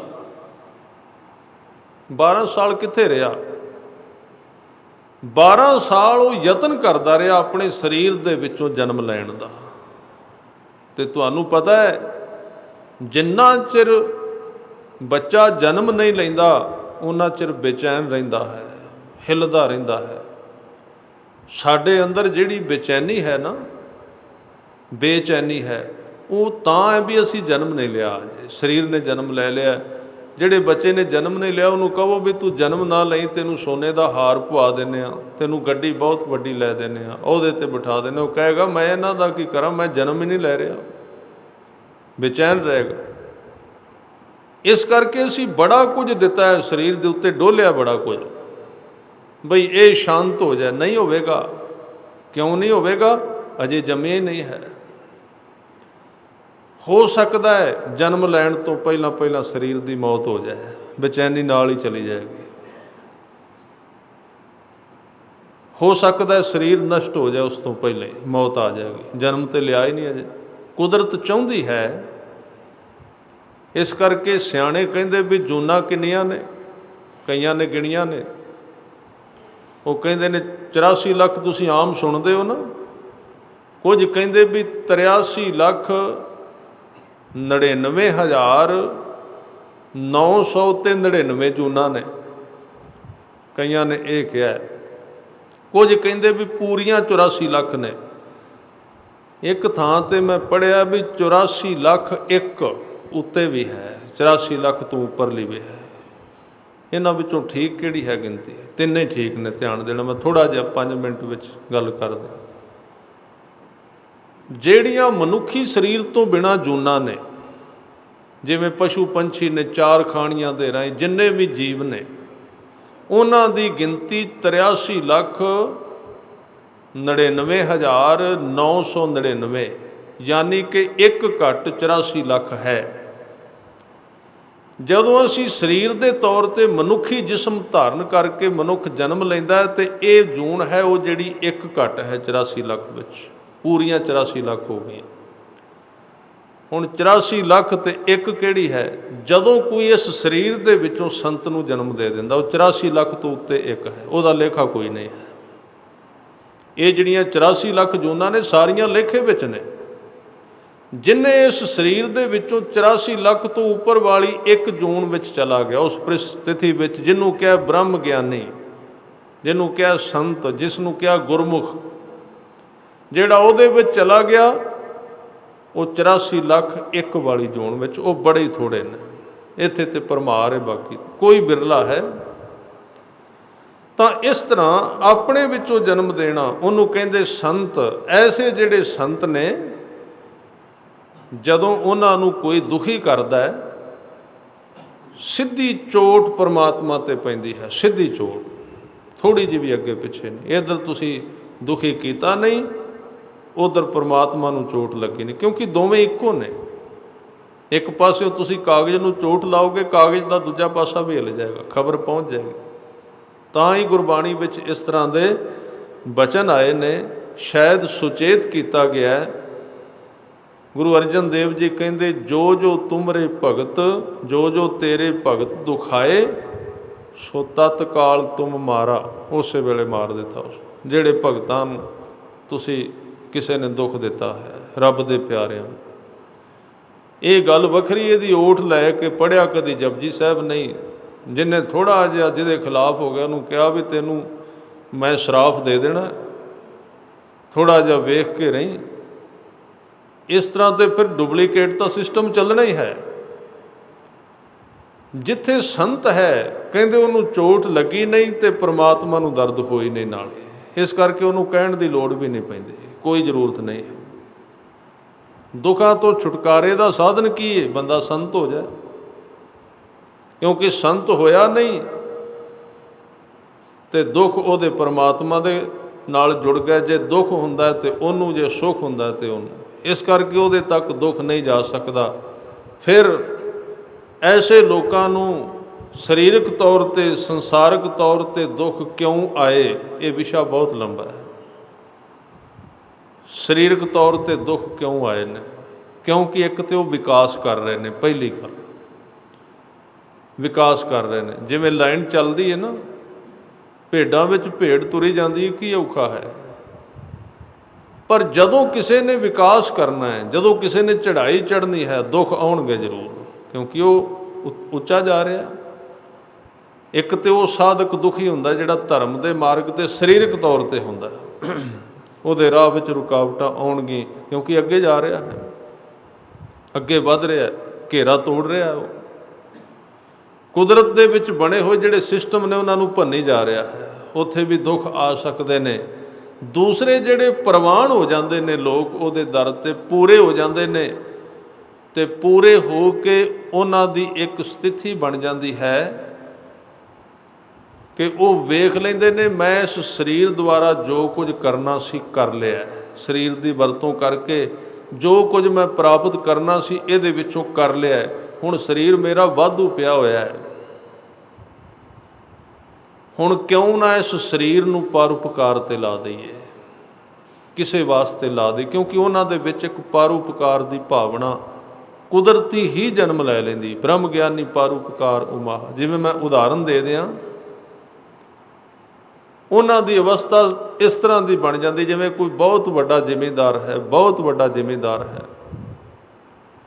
ਉਹਨੇ ਆਪਣੇ ਲੋੜ ਵਾਸਤੇ ਫਸਲ ਕੱਟ ਲਈ, ਜਿੰਨੀ ਉਹਨੂੰ ਚਾਹੀਦੀ ਸੀ ਉਹਨੇ ਕੱਟ ਲਈ, ਪਰ ਉਹਦੇ ਕੋਲ ਪਈ ਇੰਨੀ ਹੋਈ ਹੈ ਵੀ ਉਹਨੂੰ ਬਾਕੀ ਦੀ ਲੋੜ ਨਹੀਂ। ਉਹ ਫਿਰ ਕਹਿੰਦਾ ਵੀ ਮੈਂ ਤਾਂ ਆਪਣੀ ਪੂਰਤੀ ਕਰ ਲਈ, ਹੁਣ ਪਿੰਡ ਵਾਲੇ ਜਿਹੜੇ ਤੁਸੀਂ ਗਰੀਬ ਹੋ ਨਾ, ਜਿਨ੍ਹਾਂ ਦੇ ਕੋਲ ਨਹੀਂ ਦਾਣੇ, ਇਹਦੇ ਵਿੱਚੋਂ ਵੱਢ ਲਓ, ਤੁਸੀਂ ਕੱਢ ਲਓ, ਇਹਦੇ ਵਿੱਚੋਂ ਕੱਢ ਲਓ, ਇਹਦੇ ਵਿੱਚੋਂ, ਇਹਦਾ ਮੈਂ ਕੀ ਕਰਨਾ ਹੈ। ਸੰਤ ਕੌਣ ਹੈ?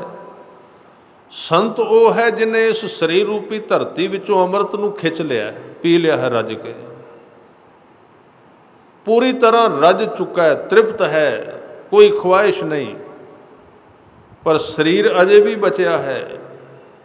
ਉਹ ਚਾਹੁੰਦਾ ਹੈ ਕੀ ਕਰਨਾ ਇਸ ਦਾ, ਚਲੋ 4 ਲੋਕਾਂ ਦੇ ਕੰਮ ਹੀ ਸਾਰ ਦੇਈਏ, ਜਾਣਾ ਤੇ ਇਹਨੇ ਹੈ ਹੀ ਹੈ, ਚਲੇ ਤੇ ਇਹਨੇ ਜਾਣਾ ਹੀ ਹੈ।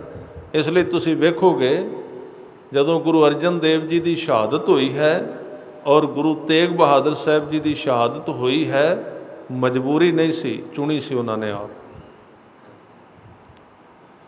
ਆਪ ਉਹਨਾਂ ਨੇ ਚੁਣੀ ਸੀ। ਇਹਦੇ ਪਿੱਛੇ ਬੜਾ ਵੱਡਾ ਭੇਦ ਹੈ, ਕਿਉਂਕਿ ਇੱਕ ਪਾਸੇ ਗੁਰੂ ਅਰਜਨ ਦੇਵ ਜੀ ਗੁਰੂ ਹਰਗੋਬਿੰਦ ਸਾਹਿਬ ਜੀ ਨੂੰ ਕਹਿ ਰਹੇ ਨੇ, ਅਜੇ ਉਦੋਂ ਗਏ ਨਹੀਂ ਸੀ ਲਾਹੌਰ। ਇੱਕ ਦਿਨ ਬਾਹਰੋਂ ਗੁਰੂ ਹਰਗੋਬਿੰਦ ਸਾਹਿਬ ਸਾਹਿਬਜ਼ਾਦੇ ਸਨ, ਸ਼ਿਕਾਰ ਖੇਡ ਕੇ ਆਏ, ਤੇ ਗੁਰੂ ਅਰਜਨ ਦੇਵ ਜੀ ਦੇ ਬਚਨ ਨੇ ਇਤਿਹਾਸ ਵਿੱਚ ਕਿ ਸੀਸ ਲੱਗਣਾ ਹੈ ਜ਼ਰੂਰ, ਸੰਸਾ ਕੋਈ ਨਹੀਂ ਹੈ, ਸਾਡਾ ਸਿਰ ਇਹਦੇ ਵਿੱਚ ਲੱਗਣਾ, ਕੋਈ ਸੰਸਾ ਨਹੀਂ। ਕਿਉਂ ਹੈ? ਕਿਉਂਕਿ ਗੁਰੂ ਅਰਜਨ ਦੇਵ ਜੀ ਨੇ ਉਸ ਸਰੀਰ ਵਿੱਚੋਂ ਜੋ ਕੁਝ ਕਰਨਾ ਸੀ, ਜਿਹੜੀ ਡਿਊਟੀ ਕਰਨੀ ਸੀ, ਉਹ ਕਰ ਚੁੱਕੇ ਨੇ। ਹੁਣ ਚਾਹੁੰਦੇ ਨੇ ਵੀ ਇਹਨੂੰ ਕਿਸੇ ਕੰਮ ਤੇ ਲਾ ਦਈਏ। ਦੂਸਰੀ ਉਦਾਹਰਨ ਦਿਆਂ, ਗੁਰੂ ਤੇਗ ਬਹਾਦਰ ਸਾਹਿਬ ਬਾਰੇ ਗੁਰੂ ਗੋਬਿੰਦ ਸਿੰਘ ਲਿਖ ਰਹੇ ਨੇ, ਉਹ ਕਹਿੰਦੇ ਨੇ, ਠੀਕਰ ਫੂਰ ਦਲੀਸ ਸਿਰ ਪ੍ਰਭਪੁਰ ਕੀਆ ਪਿਆਨ, ਤੇਗ ਬਹਾਦਰ ਸੀ ਕਿਰਿਆ ਕਰੀ ਨਾ ਕਿਨਹੂ ਆਨ। ਠੀਕਰ, ਠੀਕਰ ਦਾ ਅਰਥ ਹੈ ਭਾਂਡਾ। ਗੁਰੂ ਗੋਬਿੰਦ ਸਿੰਘ ਜੀ ਕਹਿੰਦੇ ਨੇ ਵੀ ਮੇਰੇ ਪਿਤਾ ਨੇ ਆਪਣੇ ਸਰੀਰ ਦਾ ਭਾਂਡਾ ਔਰੰਗਜ਼ੇਬ ਦੇ ਸਿਰ ਤੇ ਭੰਨ ਦਿੱਤਾ, ਜਾ ਕੇ ਆਪ ਭੰਨਿਆ। ਠੀਕਰ ਫੋਰ, ਇੱਥੇ ਇਹ ਵੀ ਕਹਿ ਸਕਦੇ ਸਨ ਵੀ ਉਹਨਾਂ ਦਾ ਠੀਕਰਾ ਉੱਥੇ ਫੁੱਟ ਗਿਆ, ਉਹ ਹੋਰ ਗੱਲ ਸੀ, ਪਰ ਉਹਨਾਂ ਨੇ ਆਪ ਕਿਹਾ ਠੀਕਰ ਫੋਰ ਦਲੀਸ ਸਿਰ ਪ੍ਰਭਪੁਰ ਕੀਆ ਪਿਆਨ। ਦੂਸਰੇ ਪਾਸੇ ਜਦੋਂ ਦਿੱਲੀ ਦੇ ਸਿੱਖਾਂ ਨੇ ਪੈਸੇ ਇਕੱਠੇ ਕਰ ਲਏ ਕਾਜੀ ਬਹਾਵ ਵੋਹਰਾ ਨੂੰ ਦੇਣ ਵਾਸਤੇ, ਜਿਹਨੇ ਫਤਵਾ ਦਿੱਤਾ ਸੀ, ਉਹ ਲਾਲਚੀ ਸੀ, ਉਹਨੇ ਸੌਦਾ ਕਰ ਲਿਆ ਵੀ ਤੂੰ ਦੱਸ ਕਿੰਨੀ ਮਾਇਆ ਲੈਣੀ ਹੈ ਤੇ ਗੁਰੂ ਤੇਗ ਬਹਾਦਰ ਸਾਹਿਬ ਨੂੰ ਰਾਤੋਂ ਰਾਤ ਕੱਢ ਦੇਈ। ਮੰਨ ਗਿਆ ਉਹ, ਇਹ ਲਿਖਿਆ ਹੋਇਆ ਇਤਿਹਾਸ ਵਿੱਚ। ਗੁਰੂ ਤੇਗ ਬਹਾਦਰ ਸਾਹਿਬ ਕੋਲ ਜਦੋਂ ਇਹ ਸਿੱਖ ਪਹੁੰਚ ਕਰਕੇ ਗਏ ਨਾ ਇੱਕ ਦੋ ਜਣੇ, ਮਹਾਰਾਜ ਤੁਸੀਂ ਤਿਆਰ ਰਹਿਣਾ, ਅਸੀਂ ਪ੍ਰਬੰਧ ਕਰ ਲਿਆ। ਕਹਿੰਦੇ ਕਾਹਦਾ? ਕਹਿੰਦੇ ਬਸ ਅੱਜ ਰਾਤ ਤੁਸੀਂ ਤਿਆਰ ਰਹਿਣਾ, ਸਵੇਰ ਨੂੰ ਤੁਸੀਂ ਆਨੰਦਪੁਰ ਸਾਹਿਬ ਹੋਵੋਗੇ। ਕਾਜੀ ਲਾਲਚੀ ਹੈ, ਖਰੀਦ ਲਿਆ ਸੀ। ਹਜ਼ੂਰ ਰੋਹ ਵਿੱਚ ਆ ਗਏ, ਕਹਿਣ ਲੱਗੇ ਤੁਹਾਨੂੰ ਕਿਹਨੇ ਕਿਹਾ ਸੀ? ਕਿੰਨੇ ਕਿਹਾ ਇੱਥੋਂ ਛਡਾਓ ਮੈਨੂੰ, ਸੌਦਾ ਕਰੋ, ਇਜਾਜ਼ਤ ਲਈ ਹੈ? ਨਹੀਂ ਮਹਾਰਾਜ ਸਾਡਾ ਫਰਜ਼ ਬਣਦਾ। ਕਹਿਣ ਲੱਗੇ ਨਹੀਂ, ਇਹ ਮੇਰਾ ਕਾਰਜ ਹੈ, ਮੇਰਾ ਕੰਮ ਹੈ ਬਹੁਤ ਵੱਡਾ, ਤੁਸੀਂ ਇਹਦੇ ਵਿੱਚ ਦਖਲ ਕਿਉਂ ਦਿੰਦੇ ਹੋ? ਅਸੀਂ ਤਾਂ ਇਹ ਕੰਮ ਕਰਨਾ ਹੈ, ਹੁਣ ਇਹ ਸਰੀਰ ਜਾਣਾ ਹੈ, ਇਹਦਾ ਵਕਤ ਹੈ। ਅਸੀਂ ਚਾਹੁੰਦੇ ਹਾਂ ਵਕਤ ਤੋਂ ਪਹਿਲਾਂ ਪਹਿਲਾਂ ਇਹਨੂੰ ਕਿਸੇ ਲੇਖੇ ਵਿੱਚ ਲਾ ਦਈਏ। ਤਾਂ ਗੁਰੂ ਅਰਜਨ ਦੇਵ ਸੱਚੇ ਪਾਤਸ਼ਾਹ ਜੀ ਨੇ ਵੀ ਇਹ ਬਚਨ ਕਹੇ ਸਨ, ਜਦੋਂ ਸਾਈਂ ਮੀਆਂ ਮੀਰ ਨੇ ਕਿਹਾ ਸੀ ਵੀ ਮੈਂ ਹੁਣੇ ਸਭ ਕੁਝ ਪਲਟਾ ਦਿਆਂਗਾ, ਤੇ ਗੁਰੂ ਅਰਜਨ ਦੇਵ ਜੀ ਨੇ ਇਸ਼ਾਰਾ ਕੀਤਾ ਸੀ, ਕਹਿਣ ਲੱਗੇ ਸਾਡੇ ਕੰਮ ਵਿੱਚ ਦਖਲ ਨਾ ਦੇਣਾ, ਬੜਾ ਵੱਡਾ ਕੰਮ ਹੈ। ਇਸ ਕਰਕੇ ਉਹ ਸਾਡੇ ਵਰਗੇ ਲੋਕ ਨਹੀਂ ਵੀ ਇਹ ਸਰੀਰ ਨੂੰ ਸਾਰਾ ਦਿਨ ਮਲਦੇ ਰਹਿਣ ਵੀ ਇਹਨੂੰ ਇਹ ਹੈ ਇਹਨੂੰ ਉਹ ਹੈ, ਇਸ ਤਰ੍ਹਾਂ ਦੇ ਲੋਕ ਨਹੀਂ। ਉਹ ਕੁਰਬਾਨੀ ਕਰਨ ਵਾਲੇ, ਮਰਨ ਜਿਉਣ ਇੱਕੋ ਹੀ ਹੈ।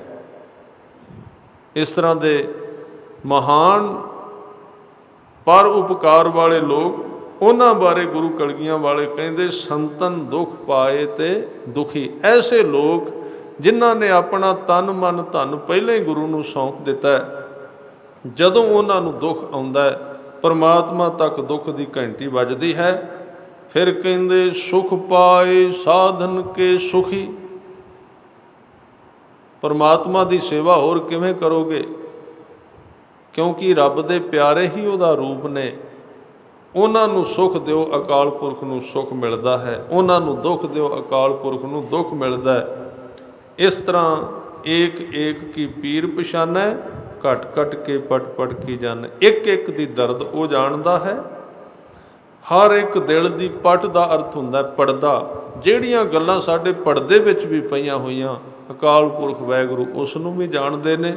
ਸੋ ਇਹ 12 ਛੰਦ ਤੱਕ ਆਪਾਂ ਵਿਆਖਿਆ ਕੀਤੀ ਹੈ। ਕੱਲ੍ਹ ਹਜ਼ੂਰ ਕਿਰਪਾ ਕਰਨ ਇਸੇ ਤਰ੍ਹਾਂ ਅਗਲੇ ਛੰਦਾਂ ਦੀ ਵਿਆਖਿਆ ਜਾਰੀ ਰਹੇਗੀ। ਇੰਨੀਆਂ ਬੇਨਤੀਆਂ ਪ੍ਰਵਾਨ ਕਰਨੀਆਂ, ਹੋਈਆਂ ਭੁੱਲਾਂ ਚੁੱਕਾਂ ਦੀ ਖਿਮਾ ਕਰਨੀ। ਹੁਣ ਰਹਿਰਾਸ ਸਾਹਿਬ ਜੀ ਦੀ ਬਾਣੀ ਦਾ ਪਾਠ ਹੋਵੇਗਾ। ਵਾਹਿਗੁਰੂ ਜੀ ਕਾ ਖਾਲਸਾ, ਵਾਹਿਗੁਰੂ ਜੀ ਕੀ ਫਤਿਹ।